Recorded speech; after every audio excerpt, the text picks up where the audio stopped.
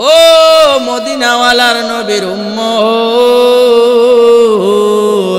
আল্লাহ রব্বুল আলামিন জানায়, যদি আমি আল্লাহ তাআলার রহমত পাওয়ার আশায় যদি কোনো বান্দা বান্দি এই কোরআনের ময়দানের দিকে এক বিঘাত অগ্রসর হয়, আমি আল্লাহর রহমত ওই বান্দা বান্দির দিকে এক হাত অগ্রসর হয়। সুবহানাল্লাহ। এখানে ক্ষান্ত নয়, আমার আল্লাহ আরো জানায়, যদি কোনো বান্দা বান্দি আমি আল্লাহর রহমত পাওয়ার আশায় এই কোরআনের বাগান ময়দানে, ও বান্দা বান্দি রে,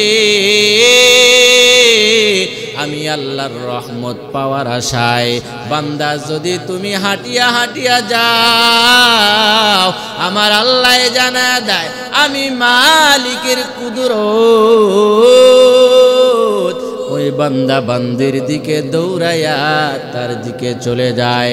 শুধু এখানে ক্ষান্ত নয়, আমার আল্লাহ হাদিসে কুদসির ভিতরে জানায়া দেয়, ও নবীর উম্মত, আমার আল্লাহ রব্বুল আলামিন জানায়, যদি কোনো বান্দা বান্দি আমার মালিকের রহমত পাওয়ার আশায় দৌড়ায়া দৌড়ায়া কোরআনের বাগানের দিকে যায়, আমার আল্লাহর রহমত তার দিকে এমন ভাবে দৌড় দেয়, তার দিকে দৌড় দিয়া তাকে এমন ভাবে ঘেরোয়া করে নেয়, আমার আল্লাহর রহমতের চাদর দিয়া তার এমন ভাবে সুন্দর ভাবে গুছাইয়া নেয়। শুধু এখানেই শেষ নয়, আমার আল্লাহ জানা দেয়, ওই বান্দা বান্দি জীবনের যতগুলা গুনাহ আছে আমি আল্লাহ তার জীবনের সমস্ত গুনাহগুলো মাফ করে দে। শুধু এখানেই শেষ নয়, আমি আল্লাহ জানায়া দে, ওই বান্দা বান্দির নামটা যদি জাহান্নামে হয়, আমি আল্লাহ এত মায়ার আল্লাহ, আমি আল্লাহ এত দয়ার আল্লাহ, আমি আল্লাহ তার উপরে এত দয়া করি রে বান্দা, আমি আল্লাহ তার নামটা জাহান্নামের খাতা থেকে কাটিয়া আমি আল্লাহ তার নামটা জান্নাতের খাতার ভিতরে লিখিয়া দেই। সুবহানাল্লাহ। ইয়া ইলাহি তু মেরা মাবুদ হায়, या इलाही तू मेरा माशूक हाय। मायान नबीर साहाबी আল্লাহর নবী হযরতে দু জাহানের সরদার মুহাম্মদ আরবি সাল্লাল্লাহু আলাইহি ওয়াসাল্লাম একদিন গভীর রজনীতে দুনার হুজরাত থেকে বাহিরে দাঁড়াইয়া সামনের দিকে তাকাইয়া দেখে গভীর রজনীর মধ্যে কে যেন উলঙ্গ অবস্থায় দাঁড়ানো। মায়ার নবী ডাক দেয়া বলেন, কে রে ওখানে শীতের ভিতরে ঠান্ডার ভিতরে দাঁড়ানো কে রে? ওই বান্দা এমন ভাবে দাঁড়ায় আছে, একটা কাপড় পরিধান, ওই কাপড়টা যদি নিচের দিকে টান দেয় ওই বান্দার উপরের অংশটা বাহির হয়ে যায়, আবার যদি ওই কাপড়টা উপরের দিকে টান দেয় নিচের দিকে আবার খালি হয়ে যায়। আল্লাহর নবী ডাক দিয়া বলে, এই শীতের ভিতরে কে ওখানে দাঁড়ায় রয়েছো কে রে? ওই ব্যক্তির জবান দিয়া বলে, ও মায়ার নবী আমার, আমি হলাম আপনার সাহাবী আব্দুল্লাহ। বলে, কোন আব্দুল্লাহ? বলে, নবী আমার, কিছুদিন পূর্বে আমি আপনার কাছে ইসলাম ধর্ম গ্রহণ করেছি গো নবী আমার। আমি নব মুসলিম সাহাবী, আমার নাম ছিল আগে আব্দুল উজ্জা। ও নবী আমার, আপনি আমাকে তো মোহাব্বত করিয়া, আপনি তো আমাকে ভালোবাসিয়া আপনার পক্ষ থেকে নাম দিছেন আব্দুল্লাহ। ও মায়ার নবী আমার, আপনার সাহাবী আমি হলাম সেই আব্দুল্লাহ, এখানে দাঁড়ায় আছি। কেন, কি হলো রে আব্দুল্লাহ? আয় আয় ও আব্দুল্লাহ, আয় আয়, তোমার কেন এমন অবস্থা হয়েছে রে বলো। বলে মায়ার নবী আমার, আমার আপনার হাতে হাতটা রাখিয়া ইসলামের কালিমা পড়ার কারণে ও নবী আমার, আমার মা বাবা চাচারা পর্যন্ত আমি যখন বাড়িতে গেলাম, যাওয়ার পর বলে কিরে আব্দুল্লাহ, কোন জায়গা থেকে তুমি আসতেছো? বলে ও আম্মা জান, বলে আমি মদিনার মুহাম্মাদের হাতে হাত রেখে কালিমা পড়ে আসছি। বলে না না, ওই মদিনাওয়ালা মুহাম্মাদের কালিমা তুমি ছেড়ে দাও। বলে না না ও আম্মা জান, আমার জীবন চলে যাবে, এরপরও মুহাম্মাদের কালিমা আমি ছাড়তে পারবো না। সুবহানাল্লাহ। এজন্যই মায়ার নবী ডাক দেয়া বলেন আব্দুল্লাহ রে, তোমার এই অবস্থা কেমনে হইল? বলে ও নবী আমার, আপনার হাতে কালিমা আমি পড়ার পর বাড়িতে চলে গেলাম। বাড়িতে যাওয়ার পর বলে ওই মুহাম্মাদের কালিমা আনতে পারবা না। তুমি যদি মুহাম্মাদের কালিমা রাখো তাহলে তোমার বাড়িতে কোনো জায়গা হবে না, এই বাড়ির থেকে তোমাকে কিন্তু বাহির করে দেব। মায়ার নবীর সাহাবী ডাক দেয়া বলে আম্মা জান, ও চাচা জান, এই বাড়ি আমি ছাড়তে পারবো, এই রাজপ্রাসাদ আমি ছাড়তে পারবো, কিন্তু আমি মুহাম্মাদের কালিমা ছাড়তে পারবো না। এই কথা বলার পর আব্দুল্লাহর চাচা ডাক দেয়া বললেন যাও যাও, বাড়ি থেকে বাহির হয়ে যাও। তখন আব্দুল্লাহ বাড়ির থেকে চলে যাইবেন, এমন সময় পিছন দিক থেকে ডাক দিলেন ও আব্দুল্লাহ,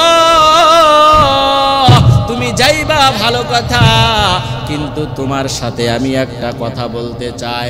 তোমার পরনের যে কাপড়গুলা দেখতেছো, এই কাপড়গুলা কিন্তু আমাদের টাকায় কেনা। ও আব্দুল্লাহ, তুমি যেহেতু কালিমা ছাড়বা না, তাহলে তুমি একটা কথা জানিয়া নাও, এই মুহূর্তে তোমার শরীরের ভিতরে যে কাপড়গুলা তুমি পরিধান করে আসো রে আব্দুল্লাহ, ওই কাপড়গুলা এখন খুলিয়া তোমাকে উলঙ্গ অবস্থায় এখান থেকে যেতে হবে।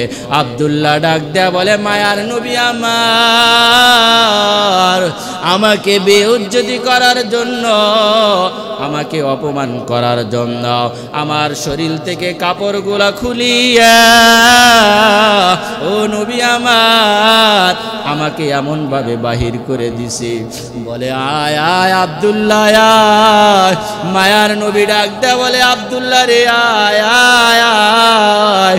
ও আব্দুল্লাহ, এই নে আমি নবীজির দুইটা জুব্বা তোরে হাদিয়া দিয়া দিলাম। তখন মায়ার নবী দুইটা জুব্বা আব্দুল্লাহরে হাদিয়া দেওয়ার পর মায়ার নবী ডাক দেয়া বলেন আব্দুল্লাহ রে, এই দুনিয়ার জমিনে থাকা অবস্থায় ও আব্দুল্লাহ, তোমার কোনো মনের আর আশা বাসনা আসেনি, তোমার মনের আর কোনো ইচ্ছা আসেনি? আব্দুল্লাহ ডাক দেয়া বলেন নবী আমার, আমার আর একটা ইচ্ছা, আমি যাতে করে এই দুনিয়া থেকে শহীদি মরণ গ্রহণ করতে পারি। ও মায়ার নবী, আপনিই তো বলেছেন, আপনিই তো আমাদেরকে তালিম দিয়েছেন, যেই বান্দা শহীদি মরণ হয়, যেই বান্দা শহীদি মৃত্যু হয়, আমার আল্লাহ ওই বান্দার জীবনের সব গুনাহগুলা মাফ করিয়া দেয়। আমাল से बनती है जन्नत भी जहन्नम, আমাল से बनती है जन्नत भी जहन्नम, এ খাকের ফিতরত ওয়ে নানা রেহাই না নুরি এ খাকে ফিতরত ওয়ে নানা রেহাই না নুরি আব্দুল্লাহ কিছুদিন পর মায়ার নবী আব্দুল্লাহর এই যুদ্ধে পাঠানোর জন্য ঘোষণা দিয়া দিলেন ও নবীর উম্মত সংক্ষিপ্তভাবে ঘটনাটা আপনাদেরকে বুঝাইতে চায় মায়ার নবী কিছুদিন পর ওই আব্দুল্লাহকে যুদ্ধে যাওয়ার জন্য ঘোষণা দিয়া দিলেন আব্দুল্লাহ ওই যুদ্ধের ময়দানে যাওয়ার পর শহীদ হয়ে গেলেন আল্লাহু আকবার শহীদ হয়ে যাওয়ার পর আব্দুল্লাহর লাশটা যখন সাহাবায়ে কেরামরা নিয়ে আসলেন সাহাবায়ে কেরামদের হাতে লাশ দেখিয়া মায়ার নবী বলে ও সাহাবায়ে কেরাম আব্দুল্লাহর লাশটা তোমরা গোসল দেওয়াও কিন্তু আব্দুল্লাহর লাশটা তোমরা কিন্তু কবরে রাখবা না ও সাহাবায়ে কেরামের দল এই কথা বলার পর মায়ার নবী কবরের ভিতরে চলে গেলেন যাওয়ার পর বলে সাহাবীরা দাও দাও আব্দুল্লাহর লাশটা আমার হাতে দাও তখন আব্দুল্লাহর লাশটা মায়ার নবীর হাতে দিলে আর আসমানের দিকে লাশটা হাত দুইটা উঠাইয়া মায়ার নবী ডাক দেয়া বলেন ও দয়ার মালিক ও দয়ার আল্লাহ আমি স্বয়ং নবীজি আমার সাহাবী আব্দুল্লাহর উপরে খুশি হইলাম আপনিও আল্লাহ আপনি এই সাহাবী আব্দুল্লাহর উপরে রাজি খুশি হয়ে যান সুবহানাল্লাহ তখন আল্লাহ রাব্বুল আলামিনের নবীর সাহাবী সকলে এমন ভাবে কান্না জড়িত বলতেছে আব্দুল্লাহ রে তোর কপালটা কতই না ভালো রে আব্দুল্লাহ ও আব্দুল্লাহ তোর কপালটা না কতই ভালো তোর জন্য স্বয়ং নবী দোয়া করেছে তোর জন্য আল্লাহর কাছে দরখাস্ত করেছে যদি এমন কপাল আমাদের হইতো কতই না ভালো হইতো এজন্যই সাহাবায়ে কেরামরা ঈমানের জন্য দিনের জন্য নিজের জীবনটা দেওয়ার জন্য তৈয়ার হয়ে গেছে ও মদিনাওয়ালার উম্মত কিন্তু নিজের জীবনটা দিয়ে দিয়েছেন কিন্তু এই কালিমা তারা ছাড়ে নাই এই কালিমা দুনিয়ার যত বাধা আসুক না কেন এই কালিমা এই দিনের দাওয়াত এই কোরআন এই হকের উপরে আমরা কখনোই সরব না কি বলেন কখনোই যতই বাধা আসুক না কেন আমরা কখনোই এই হকের পথের থেকে আমরা সরব না আল্লাহ তাআলা আমাদের সকলকে তৌফিক দান করুন সকলে বলেন আমিন।